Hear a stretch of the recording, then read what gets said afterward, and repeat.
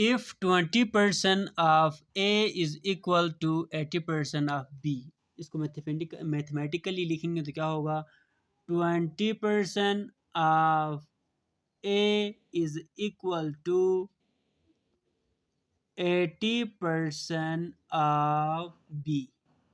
ठीक, ऑफ की जगह में मल्टीप्लाई आएगा, मल्टीप्लाई ए, परसेंट की जगह में डिवाइड में 100 आएगा, इज इक्वल टू 80% की जगह में डिवाइड में 100, और यहाँ पर ऑफ है तो यहाँ मल्टीप्लाई आएगा और ये बी। 100 यहाँ डिवाइड है, इधर आकर मल्टीप्लाई होगा, 20 मल्टीप्लाई बाय 100, और ये यहाँ 80 मल्टीप्लाई है, इधर आकर क्या होगा, डिवाइड होगा 80, तो ये डिवाइड बाय 100, ये वाला 100, ये और ये आपस में कैंसिल, 0 0 कैंसिल आउट, तो यहाँ पर हमारे पास ए है और इधर है बी। अब बी को अकेले इसलिए रखा है क्योंकि जो ऑब्जेक्टिव हमारे पास गिवन है वहाँ पर इन टर्म ऑफ ए में आंसर दिया हुआ है, इसलिए अगर वहाँ पर बी में देते तो फिर हम बी को अकेले रखते, वो डिपेंड करता है आपके ऑब्जेक्टिव के ऊपर, वो आपकी मर्ज़ी है। ओवरऑल अगर आपको सोल्यूशन के लिए सवाल दे तो मर्ज़ी है, बाकी अगर आप ऑब्जेक्टिव वाइज कोई सवाल कहीं आपसे पूछें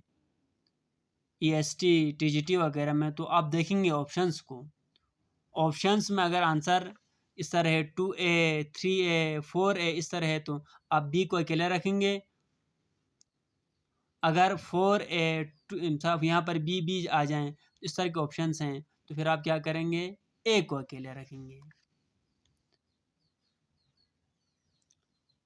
अब देखिए यहाँ पर हमारे पास क्या है, 2 1 2 2 4 8, बी की वैल्यू आई जनाब 1/4A, ये है बी की वैल्यू। अब इसके बाद आगे क्वेश्चन में कहा हुआ है कि equal to A plus B, A plus B, तो A plus B is equal to A, B की वैल्यू हमने निकाला है 1/4A।